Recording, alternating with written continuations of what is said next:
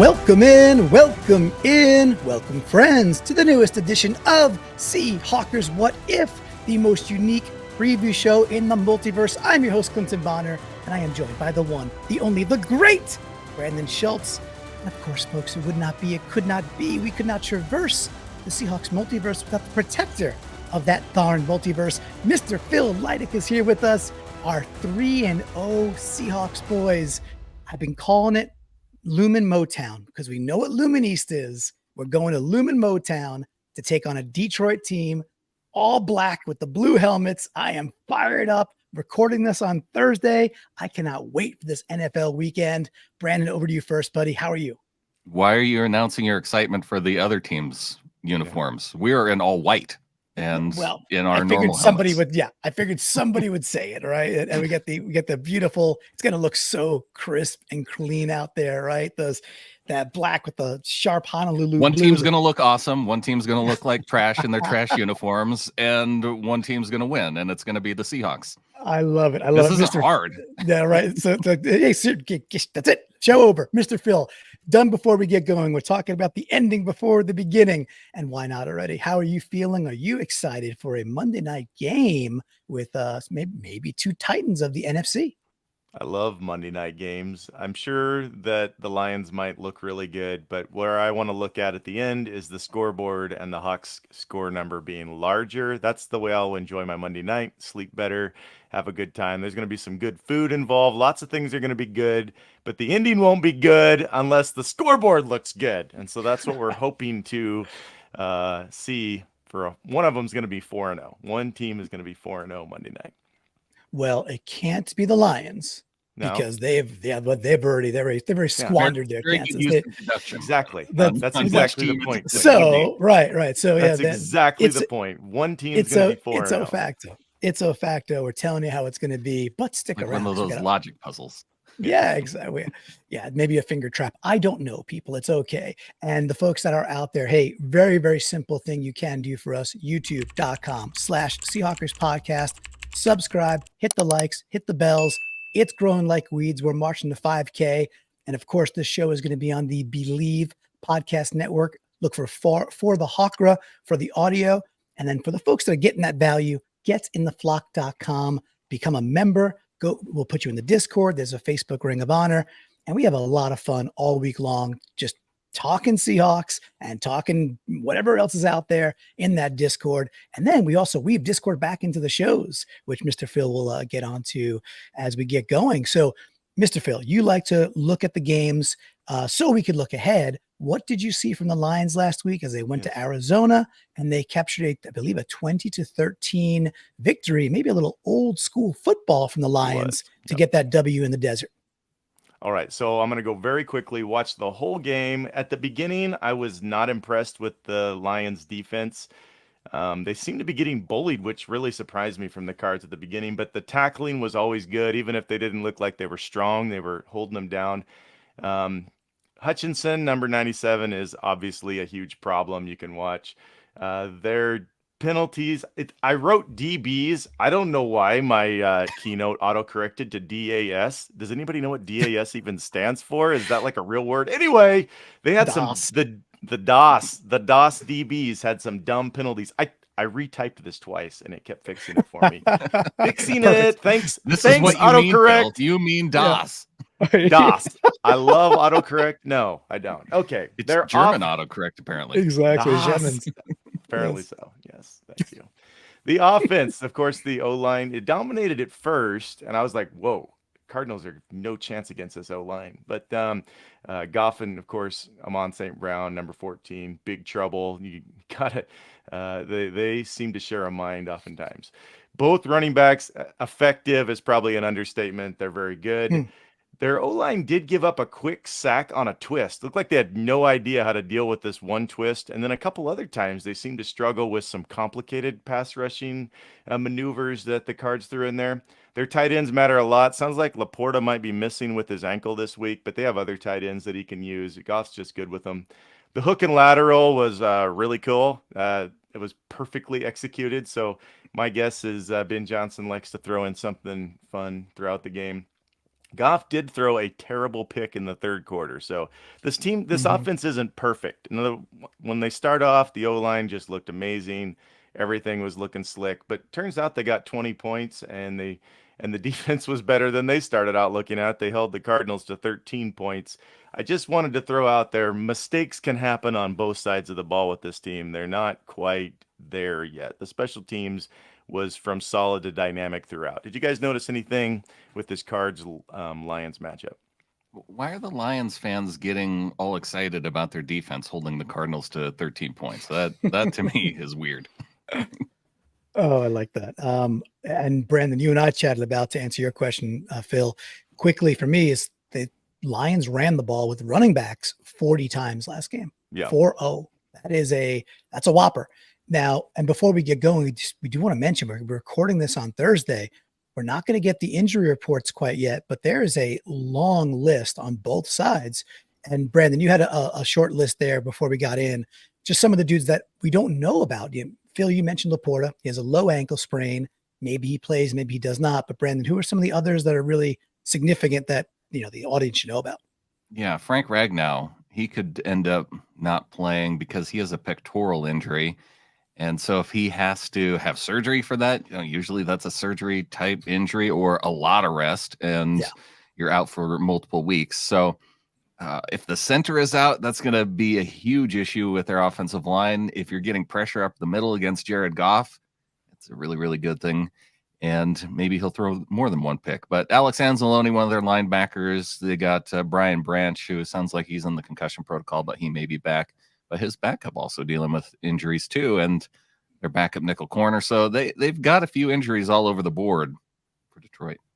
Yeah, it's a bit of a we'll see how it all shakes out. The center's super interesting. It's like, well, dude, you have a torn pec, aren't you out? But it's like, oh, he may play, but if he doesn't, then they slide, I think it's a Glasgow over from left guard to center, and they replace a guard with someone who's not as good. And the Lions line is good. So that is a significant thing to watch. And we just don't know yet as we get going. So we're going to give you our best. But hey, the future is unclear, but when is it ever crystal? I do know what is crystal. I do know that Mr. Phil will have an amazing theme for us. I see it up on screen. Mr. Phil, we're going to Detroit, Rock City, Motown Records. What have you crafted for us today? I thought about a nice Motown theme. It took me a little bit. I think we like the Lions, but we love playing them because our team seems to do well against them. There's a lot of uncertainty, a lot of unevenness. Though we like the Lions, they are just, big kitties. And some people like kitties, some people don't. And whether you're a listener that loves kitties or don't, you can vote up or down. But in this case, none of us like kitties when our Seahawks go into Motown, and we are hoping to drive to Motown and run over some kitties. This week, I don't care if you like the Lions or not, if you like any cats or not, you don't this week if you're a Hawk fan. You're hoping to just right over the top. So, gentlemen, what if our Seahawks can run over these cute little kitties? We have some things that affect kitties negatively here. We have rocking chair. We have soft kitty. Now, it's nice to have a soft kitty, and I hope they're soft in some ways. You can declaw them. How about road pizza?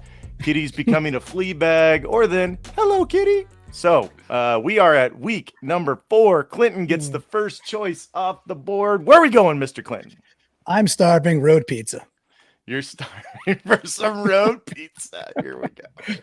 Which is a good Garfield comic edition, by the way. Love it. Road pizza. Clinton, what if our pass catchers can eat in this matchup? Who has a nice advantage against the Kitties' mistake-prone DBs?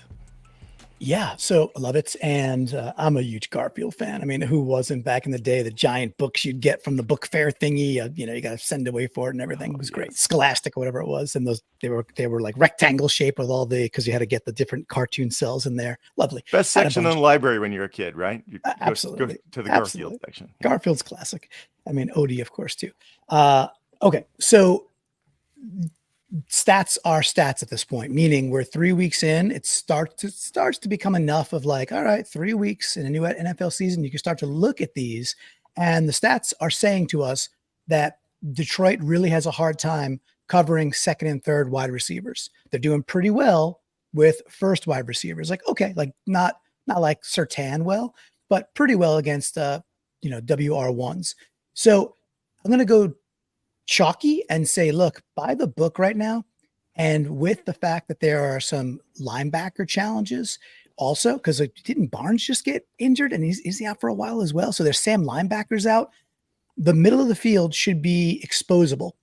So if we're talking about second and third wide receivers, I was really big on JSN last week. It didn't quite go that way. It was more Lockett. And of course, Metcalf had his 4 for 100 plus and the long touchdown. So I will go back to JSN and say specifically JSN working the middle of the field feels like a soft spot already. And they're dinged up, man. So fast track, Ford Field, hard time getting pressure on the quarterback so far outside of Aiden.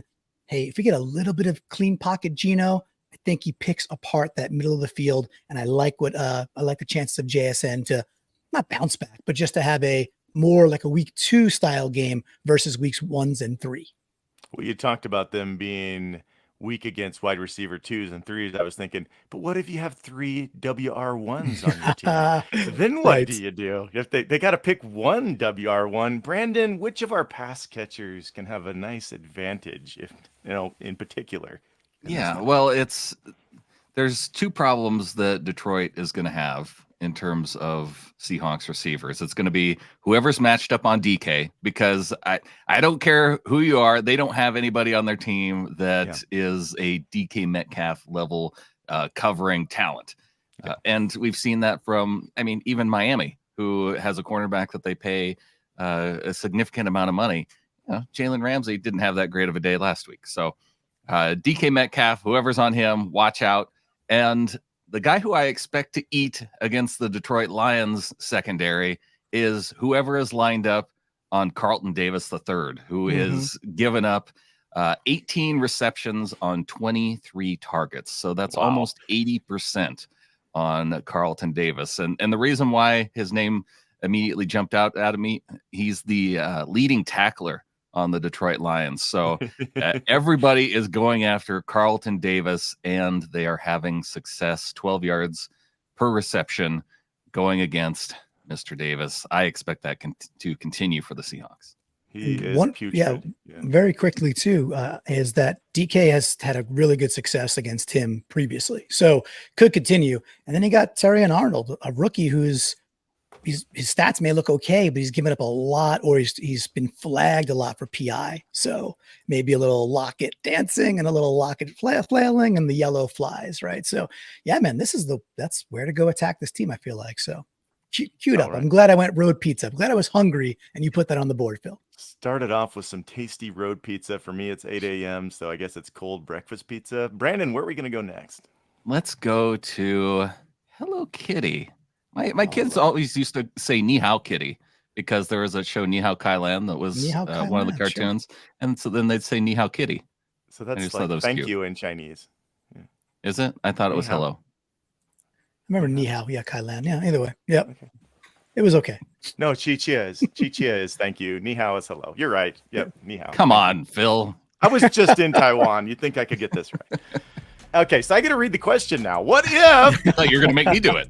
What if you could neutralize one player? You get to pick offense or defense, and then Clinton will pick the other one. If there's one player you want to neutralize, you get to pick the side of the ball first. Brandon, who are we neutralizing? Oh my gosh, this cannot... I can't say, or can't pass up Aiden Hutchinson. That's the guy. That's the guy on defense. There's another guy on defense too that I think is pretty significant. But man, oh man, if the Seahawks don't, here's my concern about this game. Is that we have Stone Forsythe. He did have a good game last week, but if Aiden Hutchinson is consistently lining up across from Stone Forsythe, it could be a very difficult day for Geno Smith if we don't have a tight end out there chipping, double teaming, finding ways, other guys to get in the way of Aiden Hutchinson, throw barrels down just to give him extra things to jump over. It's going to be a long day. I want to neutralize Aiden Hutchinson. It's going to be a tough ask any way you do it, but if he is lining up, you got to have another tight end over there. Grubb's got one call. Neutralize Aiden Hutchinson. Hmm. Clinton, you got a lot of offensive choices. Who would you hope Coach Mike can neutralize this game? Sure. To me, it's got to be David Montgomery. It's got to be Monty, and it's because he's a good back. He runs extraordinarily hard. He's basically the Kyle Brandt angry runs recipient a lot of times with Derrick Henry. He's good out of the backfield, good soft hands. He's just a really good back, and they clear house for him too. He doesn't need a lot either. He doesn't need like huge lanes to drive a truck through. So if we're able to neutralize Montgomery, it just bodes extremely well for our ability to not just win this game, but win going away. I think the way the Lions keep this close and/or really just control the game goes through the left side of that line, because they got probably the best left tackle in the game, and through David Montgomery getting 22 to 25 touches. Neutralize that, I think we win the game pretty easily. Okay, I love it. Let's neutralize those two players and we'll be fine, right? That's all it takes. Yeah, that's it. It's just simple. Montgomery and Hutchinson, and everything's gonna be great. Dead Okay, simple. so that one was hello, kitty. This is the kitty we want to stop, and now my fancy little mark it off pin does not want to work. We'll have to use my finger. We'll do that. Okay, so we go on to Clinton. Next choice. Yeah, by the way, I said left tackle. I meant right tackle with Penny Sewell there. So my bad. Right tackle. I mean, Decker's fine, but no. But I'm talking right tackle. And Zeitler's good at the right guard. Right side. Let me just flip that and reverse it. Well, we For are on folks that- YouTube, Clinton, so everything gets mirrored. The Correct, viewers don't correct. realize everything gets mirrored, so that's what took place. Yeah. Right hand side is where they do a lot of damage, because those dudes are both really awesome. Okay, so let us go. I'm not a fan of most of these things. You know what? I enjoy a really nice rocking chair. So a big porch, a big front porch, a little rocking chair. Maybe I'm staring at some water, and away we go. There's one thing kitties hate. It's lots of rocking chairs. What if Geno, though, can rock against these kitties again, like he always does? Where do you expect him? We talked about this with the pass catchers a little bit. Where do you expect him to exploit the defense? So maybe not which of our pass catchers, but how do you expect him to go to work here against the Lions, Clinton? So I think if he has some time, I don't think there's anything he can't access or can't do. Okay. He's showing it with being rushed all the time. Now, I just don't expect us to keep him that clean all of a sudden, unless we make some dramatic changes at right guard, which I don't know that we're making, or left guard for that matter. Where I think we will have success, and we've seen it already. So like the patterns there is we've had good amount of time where either it's Lockett or JSN typically, and you get those, let's say, 12 to almost 18, almost 20-yard ones where they are receiving the ball in the middle of the hashes. Just like that, right down center square, where Geno's progressing through maybe the first thing to the sideline, maybe a little stick or whatever it may be, or a little flare out to the flats. And he has enough time and enough time for the receiver to make that second move and work their way to the middle. And again, this linebacking core, they're banged up. It's just those shots that will get over the first line of defense through the linebackers, and enough separation against what is fairly suspect DBs. They're okay, but they're not great, and just keep working the middle of the field. And that is demoralizing. You catch a ball like right in between the hashes, it's a pretty cool feeling, because it's like, wow, you were wide open in the middle of the field and it went right over like two dudes' heads. I want to see a lot of that. And I know Geno can do it. And I think we could exploit that. All right, Brandon, I feel like I need to graduate the question a little bit, because we've been talking about this a lot. Can Geno keep rocking, given the situation we're having at the interior on our O-line? Because I feel like it won't be the Detroit back seven that's going to stop Geno. It's Geno's own ability to have protection. How do you feel about this? Do you think that that's going to kill us, or can we still rock? I think we can still rock. It is going to be tough, though, with just how he's been pressured at one of the top rates in the entire league, and they have one of the best pass rushers in the NFL. So it could end up being a lot closer or low scoring game than I think that we've seen in the past. I feel like most times we get together with Detroit, it's like a shootout where we got points in the 30s on each side of the ball. With the improvements that the Seahawks have made on defense, with the offensive line, and Detroit's ability to run the football, I think it's going to be tough. But like Clinton said, I mean, I look at the linebackers and they're not really pass defending linebackers. Jack Campbell, Malcolm Rodriguez. Yeah. It's not like their specialty is covering dudes out of the backfield and swatting passes away. They're both 5 for 5 on having passes thrown their direction. So I think that maybe if you go after them, you're looking at a lot of high percentage throws and a lot of very completable passes. Yeah, they're sure tacklers, but if you're moving the ball quickly down the field against guys like that, and then you're looking for those shots that you can take on the rookie corner and on Carlton Davis, I think that changing up the pace in that way, I think, is probably the best chance, one, against the pass rush, and two, against the Lions defense overall. Yeah, unless Grubb's going to do some Max Pro type things, I hope we don't have Geno stand in the pocket much. I'm hoping it's snap it, throw it stuff.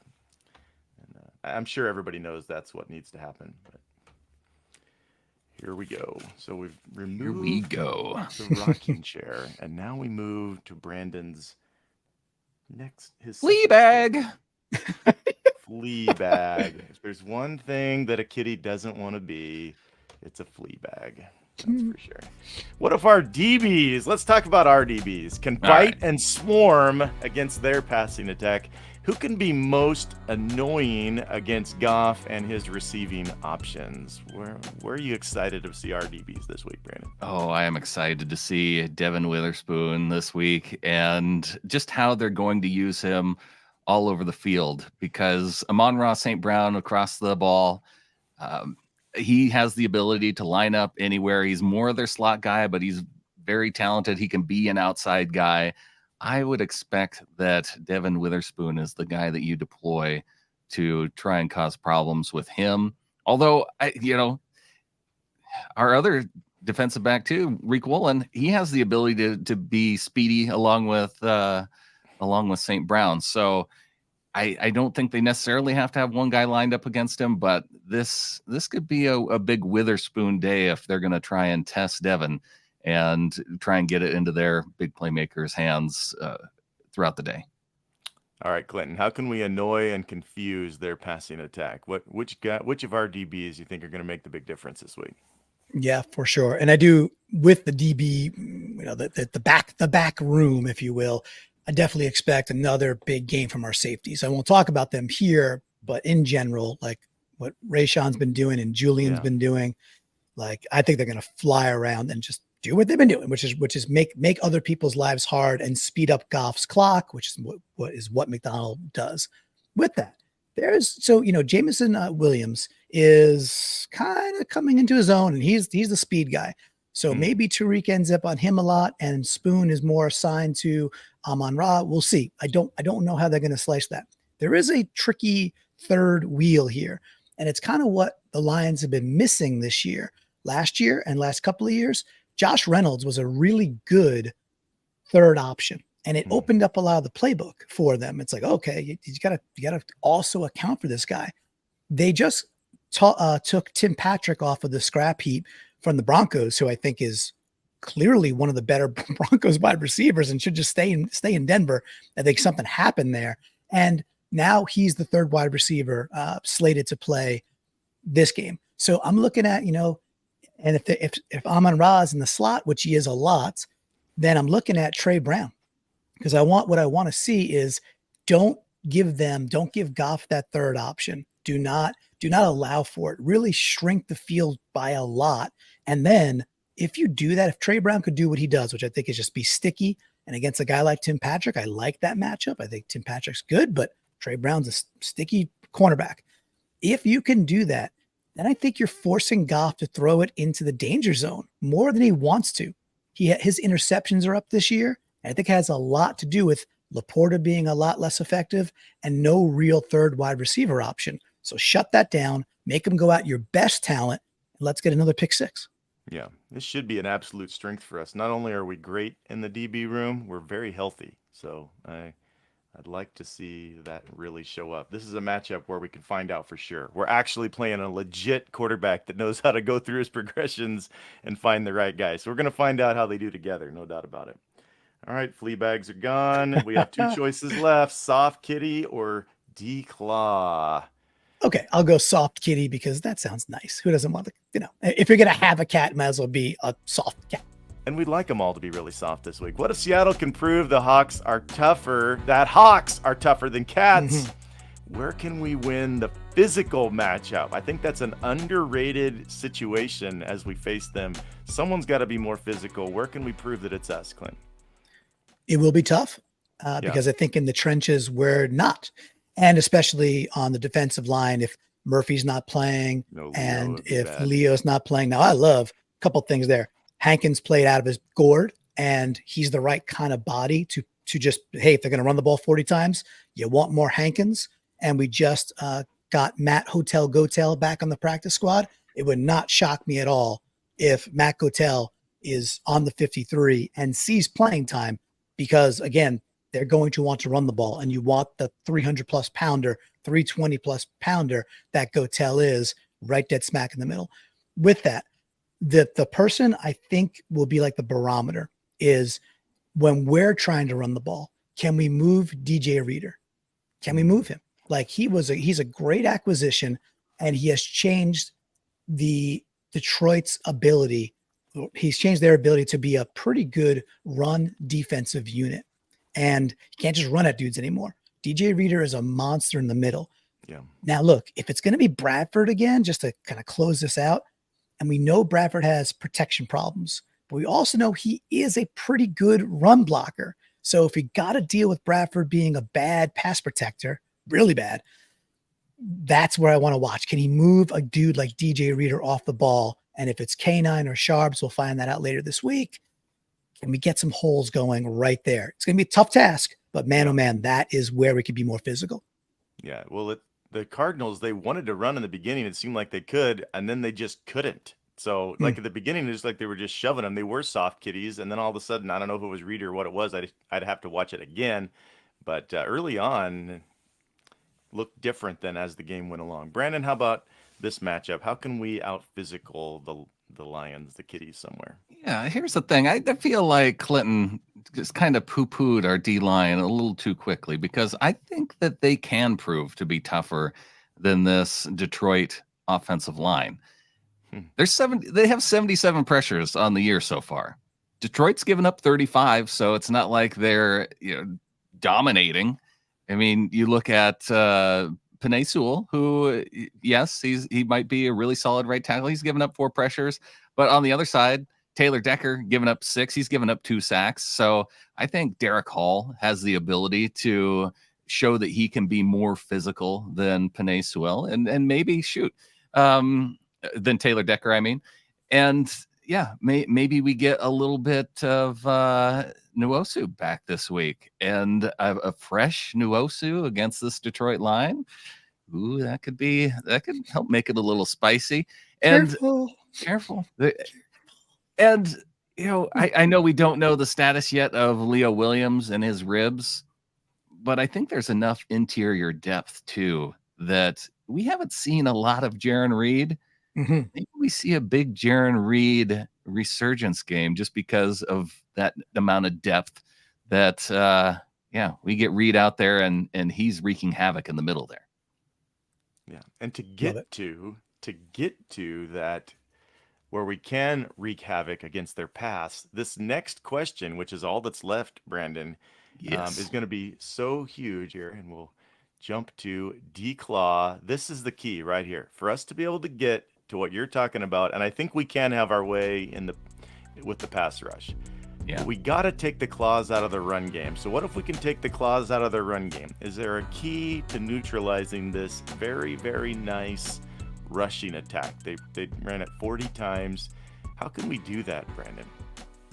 Yeah, this is going to be probably the biggest question of the Seahawks defense in this game. And even against the Patriots, I wouldn't say they neutralized. It was just because the passing game for the New England Patriots was so abysmal that it ended up working out in our favor. So how can they get after a guy like David Montgomery? They gotta be tough up front, and we gotta have. We can't see a big day from Julian Love, and yeah, it's nice to have them there on the back end because they can be physical type hitters, Rayshon Jenkins, Julian Love. But if we see Montgomery getting to those consistently, that means the guys up front are winning and dominating. And then, we're relying on guys that we don't necessarily want to rely on. So I just think that having those guys, like a big day from Jaron Reed, really not trying to. We see a lot of those out wide alignments from Boye Mafe and Derek Hall. I think you got to bring those guys more inside and more worry about that inside run game, and really try and tighten up those gaps so they aren't running right through the middle of the defense. All right, Clinton, what's going to be the key? Brandon's gave some ideas, some allocations, some moves. Do you see? I really don't want to have the ball jellied down our throats, as Adam would say. That's my fear of this game. Can we prove that we have a chance of being a good run defense here? Yes, it's math. It is pure math. And here's what I mean by that. Even on the play where Byron Murphy got hurt because he kind of gets like split and he's a big man, you don't want to move like that. He's taken two dudes. He's got two guys on him. And then Hankins later in the game he's absorbing two guys. We have got to be able to see that. Now it's a tough thing to watch live, but it's kind of like when a planet might be out there and you can't quite see the planet, but you see something transit in front of the planet and you go, there's a planet there. Right? Or there's a wobble out there and you could realize what's happening, even if you can't witness it live, because it's just tough to watch the copy or the live version with the angle we get. We'll see it in how quickly and how free our linebackers are.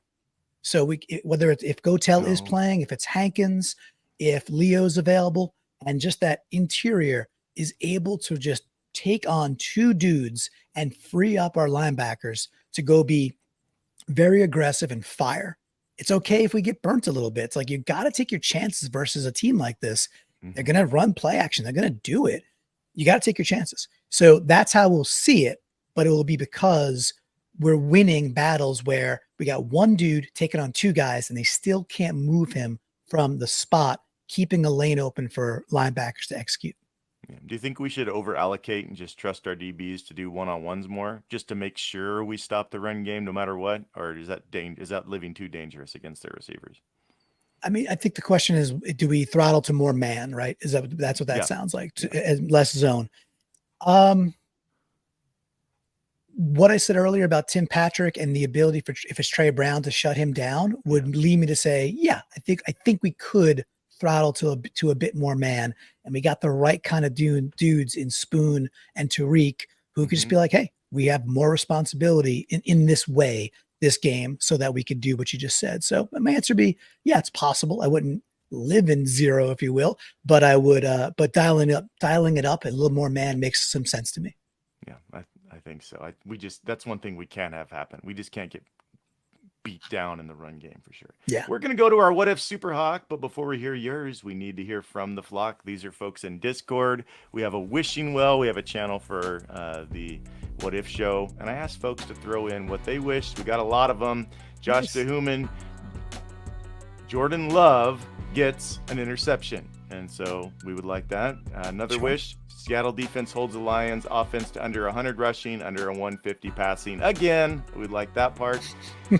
Rising Hakra. Coach Mike defense gets its first shutout. Now that would be amazing. How about a wish? Nwosu plays and gets a sack. Wish K9 plays and gets 100 yards from scrimmage. I like these wishes to where our dynamic players get to play. So that would be a great wish come true. Nighthawk 12. Coach might get his first primetime win as a head coach. Like that. Carr, 50-plus receiving yards for Lockett, DK, and JSN. So all three of ours, number one receivers, 50-plus. We've gotten close to that every week. Love to see a dominant game from all three. 12th man records. K9, Nwosu, Murphy, and Big Cat all play. There we are. We're just wishing for health. And the O-line plays at a league average level. That would be awesome. If they play at a league average level, we got a top 5 team, I think. Levine the good life. Wish a healthy game for both teams with less than 22 flags and a Hawks win. We got some ornery wishes now. A Design Pete's Beach House. Our secondary shuts down their pass game. Love it. Witherfork, a fumble recovery this week for the Hawks. Because it's one thing to force fumbles, it's another thing to recover them. Yes. Smokey to Bandit, a touchdown by the defense. The Hawks hanging 30 plus on the Lions, and the defense keeping them to 14 or less points. Lots of great wishes. So we go to your guys's what if Super Hawks. I will say for last week, nobody got their wish right. I got bragging about how good you guys were on your wish. We had a Murphy sack and JSN 7 receptions and touchdowns. None of that stuff happened. But Clinton, who's your what if Super Hawk for this week? Ooh, okay. I'm banking on K9 being back. So I reserve the right to maybe change this if he's not. We're recording early. I want to see, and I wish to see, I think a way to really upset this game to our favor is to frustrate the Lions with K9 through the air. So I want to see K9 with at least 3 receptions and 40 yards receiving. It could be to the flats, it could be screen, whatever it may be. This is a super fast track. It's just known for points down in Ford Field. And I want K9 in space. Been waiting for it for a few weeks. 3+ receptions, 40 yards receiving. Okay, 3 receptions, 40 yards receiving. Not where I would expect that he was going to go with K9, but I like it. Brandon, your what if Super Hawk for the week? Yeah, mine is more of because with the middle of the defense, kind of having some question with Byron Murphy out, Leonard Williams, not really sure what his status is going to be. I am expecting Draymond Jones to step up. He is number 2 on the team in terms of quarterback hurries behind Boye Mafe, who has 11. And he's tied with Byron Murphy. So I think that with this middle of the defense, especially if we see Nwosu back healthy, we see Mafe out there, Hall, I think that Draymond, we see him more on that interior of the defense and going up against, the guys in the middle there. And like you said, maybe with twists. But I would expect and hope that Draymond Jones gets his first sack of the year as my what if Super Hawk. Wait a tick. Did he not have a sack last week on the play where the dude didn't rush? Like what he's trying to call timeout. Wasn't that also his sack? Didn't he get one? They didn't give him a sack for the dude just throwing the football up in the air, I guess, as he was running at him. Okay, they didn't call it a fumble. They called it a pass. Is that what happened? I have no idea. He's got a big old 0 in the sack column on his stat sheet right now. Okay, fair. His name's Skyler, so what do you expect? Yeah, just Skylered the ball. Yeah. All right. So we did get closer in our pick competition because nobody got their what if Super Hawk, and Clinton picked a bigger win than Brandon, which means Clinton got the win. So, Brandon, time to predict the score because margin of victory is our next tiebreaker. Yeah. After what if Super Hawk? This is going to be, I think, one of the closer ones for our Seahawks against the Lions. But I feel like I've been predicting close games all year. And so maybe it won't be out of character. I think, like I said earlier, it might be a little bit more low scoring than we're used to. So I'm going to say Seahawks 20, Lions 18. So you think we're going to win, huh, Brandon? Yeah, I feel like I've been saying that all show. Okay, I love it. No, I'm just saying, I'm checking. On the road, primetime game, Brandon, the one who typically gets these games right, says we're going to win. Nice. Clinton, what is your prediction for this matchup? Well, I predict that Brandon's right, which is good, right? I do think we're going to win. I do think that Detroit they're a good team. And if they could run the ball and run 35 times, we won't win. I think we'll do better than that for all the things we talked about. Score-wise, 27-23. Detroit likes to go for lots of fourth downs. They'd like to go for lots of 2-pointers. And I'm hoping it's one of those scenarios where some of those decisions come back to bite them, and we're just steady Eddie, moving the ball almost every single drive, and away we go. 27-23, Motown, Lumen Motown. We get it once again. I love it. Appreciate everybody's contributions. Write your predicted score, your What If Super Hawk in the comments. You might be watching this later. Hey, we love it if you comment on the rewatch on YouTube. We really like that as well. I think this game could go any number of ways. There's no doubt about it. There's so many variables as to what could happen besides the regular football variables that take place. I'd like to say that I most expect us to win. I can't quite say that I most expect us to win, but there's a lot of great ways that we can win. We absolutely have the players that can do it. Just need some people to step up for sure. You guys got anything to add about this game that we didn't get to during our questions? Let's roll. Just Let's fired roll. up. Let's roll. Get in the Discord. We got the Game Day Garden. And hey, getintheflock.com. Become a member. Just join, because listen, it's fun. So all day Monday leading up to it, and then game day and game night, we're gonna have a lot of fun there. So I just encourage people to join in, because you get to hang out with buddies and watch Seahawks football. So let's do it, boys. Well, I think with that, what if we say, Go Hawks. go Hawks, drive Go over Hawks. the kitties. Go Hawks.